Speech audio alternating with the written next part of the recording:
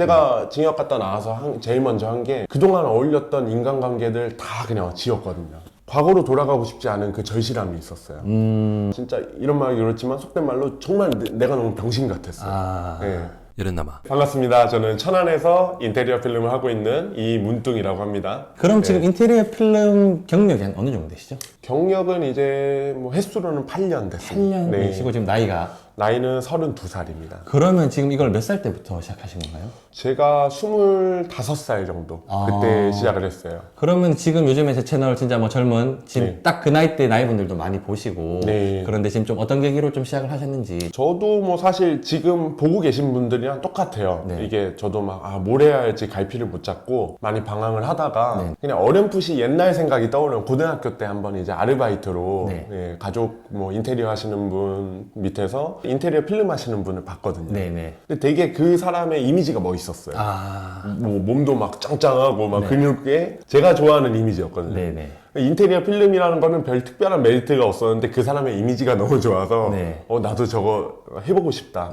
그런 이미지가 좀 있어서 하게 된 것 같아요. 그럼 사실 좀 수익적인 부분 먼저 좀 말씀을 하는 것도 괜찮을 것 같아요. 예. 저도 사실 제가 재정적인 관리를 100% 제가 하는 게 아닌데 한 2천만 원 정도 월 수입은 그 정도 되는 걸로 알고 있고 저는 이제 주로 유통이랑 교육 그리고 시공 이 세 가지 분야에서 현재 이제 주로 수입이 나오고 있습니다. 다양하게 해서 좀 이 정도 수익이 난다고 생각해요. 근데 진짜 현실적으로 좀 이렇게 입문을 해가지고 내가 진짜 시공을 하고 그렇게 한다고 했을 때는 한 수익이 어느 정도 오셨는지. 사실 그때는 100% 내 노동이 일단 들어가요. 그렇죠. 100% 내 노동이 많이 할애가 되고 그렇게 했을 때 사실 그때도 2천까지는 찍었어요. 정말 내 몸을 갈아 넣었다시피 할 정도로 하셨죠, 그렇게. 그렇죠. 그냥 기본적으로 내 생활은 없어요. 포기해야 해요, 그냥. 그 정도 사실 금액, 내 노동 다 들어가려면은, 뭐, 잠자는 거, 그런 거 줄여야 하고, 퇴근 시간, 그런 거, 정시 퇴근, 그런 건 생각하면 안 돼요. 그러면은 뭐, 원래 전공이나 뭐, 그런 게 있으신가요? 사실 저는 전공이라고 할 거는 오히려 스펙이며 뭐며 오히려 아예 무. 이유는 뭐 사실 고등학교도 안 나왔고. 고등학교를? 고등학교도 저는 자퇴했고, 고등학교 2학년 때, 18살 때 자퇴를 했고, 그렇다한 직장도 다녀본 적이 없고, 공부, 뭐 교육, 그런 거에는 사실 완전히 이제 거리를 두고 살아왔죠. 자퇴를 하셨다고 했는데, 그럼 왜 자퇴를 좀 하셨는지? 그냥 제 문제인데, 끈기도 없고, 뭐 하나에 좀 정착을 못하는 성격이에요. 그리고 어른들의 말씀들에 대해서 항상 거부감이 컸고, 청개구리였어요. 그냥 솔직히 말해서, 그냥 학교에서 보면은, 쟤는 공부도 못해, 공부도 못하는데, 그렇다고 제가 막 잘 나가고 막 그런, 흔히 말하는 일진들. 그것도 아니었어요. 그냥 이도저도 아무것도 아니었어요. 혼자 머릿속에 수많은 그 생각과 그 방황들. 가장 큰 방황은 사실 자퇴를 하고 나서부터였죠. 학교 다닐 때까지만 해도 이제 친구들이랑 어울리고 다 비슷한 친구들끼리 있으니까 생각이 이제 다 비슷할 거, 알고리즘이 다 비슷할 거잖아요. 근데 자퇴를 하고 나니까 어울릴 친구가 없어요. 어울릴 친구가 없으니까 결국에는 고만고만한 친구들, 자퇴한 사람들, 기행청소년들. 사실 그 친구들 폄하하는 건 아닌데 제 그때 당시에는 같이 뭔가 사고를 치고 나쁜 짓을 할 만한 것들, 그냥 어른들한테 더 거부감, 그런 일들을 할 만한 그런 사건들이 계속 발생이 됐던 거죠. 공부도 싫어했고 뭐 자퇴도 하고 약간 좀 이렇게 어두운 길로 그렇게 하셨는데 지금 누구보다 열심히 살고 계시고 삶이 바뀌었단 말이에요. 좀 어떤 터닝 포인트가 있었기에 좀 그렇게 됐을까요? 저한테 이제 가장 좀 와닿는 터닝 포인트는 센 거는 저는 이제 한번 징역. 제가 교도소. 제가 어차피 타 채널이나 제 채널에서도 몇 번 다루긴 했는데 이제 교도소라는 저한테 그 이슈가 크게 작용을 했죠. 근데 그게 저는 당연한 결과라고 생각을 해요. 제가 그동안 누적했던 그런 뭐 잘못된 행동들, 그런 악습들 그런 것들을 단번에 끊어내라고 하늘에서 저한테 내려준 황금 동아줄 같았어요. 저한테는 그 순간이. 징역이란 걸 오히려 진짜 너 정신 똑바로 안 살면은 아니야라고 벌을 줬다고 생각을. 맞아요. 저한테 그게 정말 너무 좋은 회초리였어요.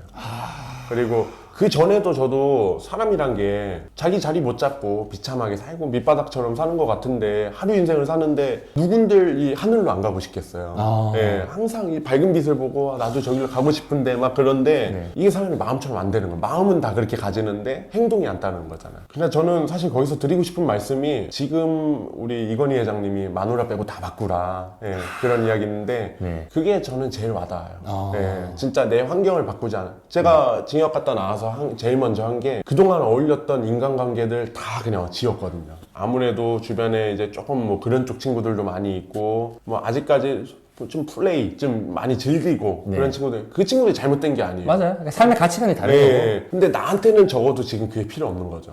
적어도 나는 이런 마음이 가지는데 옆에서 이 사람이 술 한잔 뭐 하면은 그게 신호인 거예요. 옛날로 돌아가는 신호. 담배도 마찬가지로 담배 피는 사람 옆에 계속 있으면 당연히 담배 피는 거예요, 대화하면서. 그럼 지금 안 피시는? 예. 담배나 술은 이제 아예 안 하고. 술은 사실 지금 먹을 시간조차가 허용하질 않아요. 술을 먹는다는 자체는 내 시간을 완벽하게 파괴시키는 거예요, 저한테는.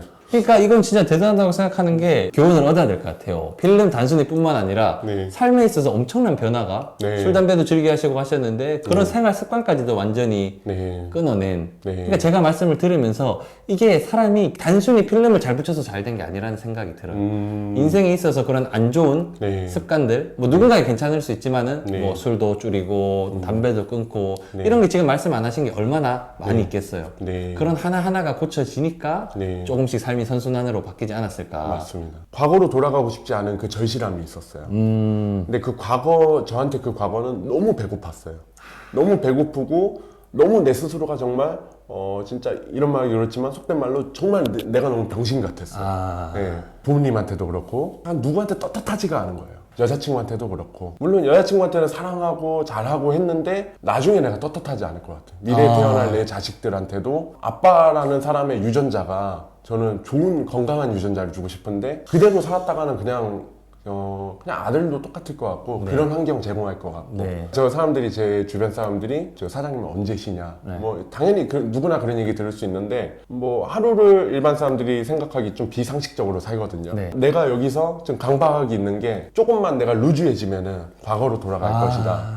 과거가 너무 힘들었고 배고팠고 그리고 본인 스스로도 방황도 많이 했고 그 약간 좀 피폐한 삶을 알기 때문에 멈출 수가 없는 느낌인가? 맞아요. 누구나 지금 이걸 보시는 분들도 그렇고 처해 있는 상황이 안 좋은 사람이 많을 거라고 생각해요. 힘들고. 그런데 이걸 막상 행동으로 옮겨서 뒤집는 사람들은 많이 없단 말이에요. 저는 그 노력이 진짜 가치가 있다고 생각하는데 좀 어떤 마음으로 그렇게 하셨을까요? 저는 저한테 좀 객관적이려고 많이 노력하는데 저는 100% 부모님 말씀 잘 안 들었어요. 부모님 말씀뿐만이 아니고 어떤 어른의 말도 안 들었어요. 저는 100% 저는 청개구리로 살았거든요. 누가 이렇게 하면 좀 무조건 오기로라도 반대로 했어요. 근데 그로 인해서 저는 더 진짜 밑바닥까지도 갈 수 있었고 더 다양한 경험도 할 수 있었고. 그래서 지금 제가 보니까 오늘 여기 좀 뭐 보여주시기 위해서 좀 가져오신 것 같은데 이게 뭔지 좀 설명 한번 해주실 수 있나요? 저의 그냥 노하우일 수 있어요. 근데 노하우지만 이거는 누구한테든 살면서 꼭 해야 할 거라 생각하거든요. 제가 이제 노트별로 있어요. 이제 집에는 좀 몇 개가 더 있는데 여러분들한테 가장 추천할 만한 게 현장 일지, 업무 일지. 요거는 내 현장에 대한 일기를 뭐 수치화하는 경우도 있고 아니면 그냥 뭐 일기식으로 써도 되고 별건 아닌데 저는 이제 하루에 대한 기록을 다 남기거든요. 이거를 여러분들한테 어떻게 추천드릴 거냐면은 조공이어도 상관없어요. 조공이어도 내가 이걸 쓰기 위해서 현장을 관찰을 해야 하거든요. 관찰을 하고 기억을 해야 해요. 쓰기 위해 이걸 안 쓰면은 그냥 더 주의 깊게 안 본다 그러죠. 근데 이거를 현장 일지를 쓰기 시작하면은 더 하나라도 뭔가를 보려고 하고. 맞아요. 여기서 저는 조공이어도 똑같아요. 뭐 현장명을 쓰고 현장에 뭐 누가 들어갔는지 인건비 그리고 뭐 식대 얼마 썼고 뭐 자재가 뭐가 들어갔고 몇 메다 썼고 그런 것들을 일단 기본적으로 적어요. 기본적으로 이게 쓰고. 현장 일지. 그러면은 그 현장에 대한 내역들을 내가 나중에 필요할 때 물론 컴퓨터로 해도 되는데 저는 손으로 쓰는 게 재밌더라. 좋더라. 이런 감성. 손으로 쓰면서 뭔가 더 뭐 컴퓨터로 써도 똑같겠죠. 근데 약간 뭔가 기억에 더 잘 남아요. 맞아요. 그래서 다시 떠올리죠. 그러면서 내가 나중에 찾아볼 때도 되게 좋고 그러면 평균적으로 내가 이 현장을 계산하는 능력도 좋아져요. 이게 팀장이 돼서 나중에, 그러니까 내가 기공이 돼서 내일 한번 해보겠다 하고 그때 하면은 늦어요.